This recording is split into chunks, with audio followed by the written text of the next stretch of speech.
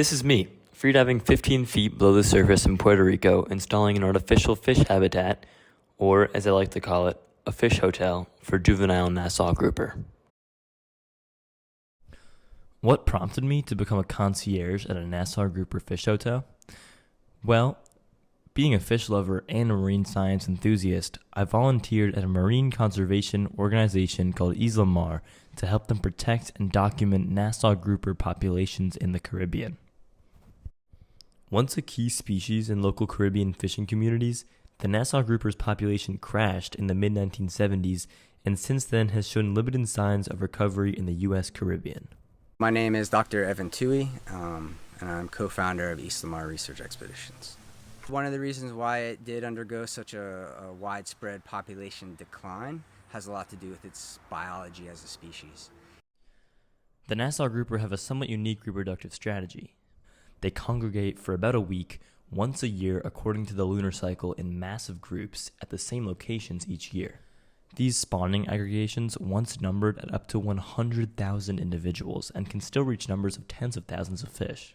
That's just a biological phenomenon, but it also really easy to locate and for fishermen to fish. Thankfully, many marine organizations like Isla Mar have heard the plight of the Nassau grouper and are trying to help its population rebound. We have been using and deploying settlement traps at known areas with high abundances of these juvenile Nassau grouper. And these settlement traps, essentially, it's just rude and crude, but they're just pieces of PVC that are stacked together and attached to one another with cable ties. And it creates artificial substrate that would attract the fish. The settlement traps emulate structures like coral, or in this example, the old piling in which this Nassau grouper is hiding. We deploy these at the sites with known abundances of these juveniles, and that allows us to track when they settle, how long they're staying in those habitats, and it also gives us an opportunity to catch some of these juveniles and take a fin clip for genetic analysis later on. If that Nassau grouper's genotype matches an aggregation genotype, then the offspring produced at that spawning aggregation are settling and causing juvenile recruitment events. Successful recruitment events are important indicators of population recovery. Data proving that a certain site is active can be given to management, perhaps along with a proposition that they might impose heavier protection around that site. In the coral reefs of the Caribbean, the Nassau grouper is a species that is paramount to maintain proper reef health. In coral reef ecosystems, like in all ecosystems, a careful balance exists in the predator-prey dynamic. Being a larger predatory fish, adult Nassau groupers share the important duty of keeping down the populations of smaller predatory fish, like these juvenile schoolmasters. If there is an unproportionately large amount of small predatory fish, then they will eat too many herbivorous fish, causing algae populations to grow unhealthily large.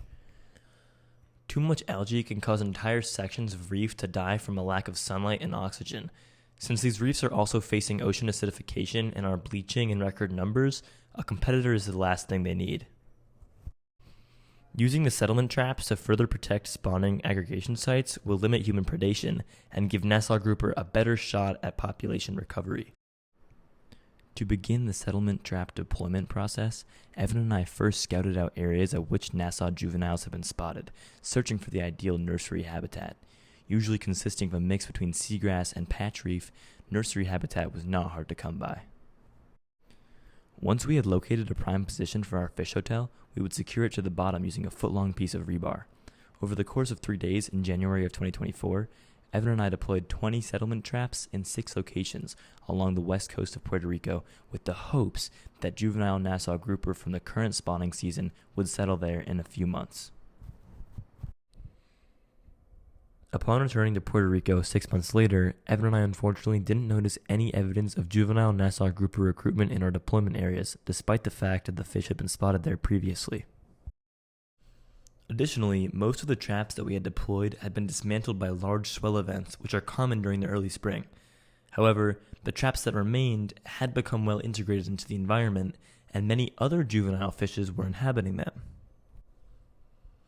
This observation supported the concept behind the settlement traps and suggested that the lack of juvenile Nassau in and around our traps was because the larvae simply hadn't settled there. Even though it might appear that our project wasn't successful, that's definitely not the case, as we were able to lay the groundwork for the next round of settlement traps that Isla deploys. Evan and I decided that next time we would be certain to more thoroughly scout out the region around the traps and ensure that it is sheltered from those big swell events.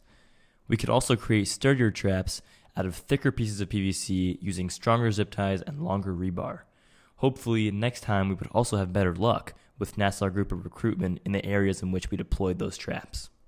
My work at Isla taught me a ton about Nassau grouper and their habitat, sharpened my understanding of the scientific method, and demonstrated how marine science organizations can support communities of fish and the people who rely on them.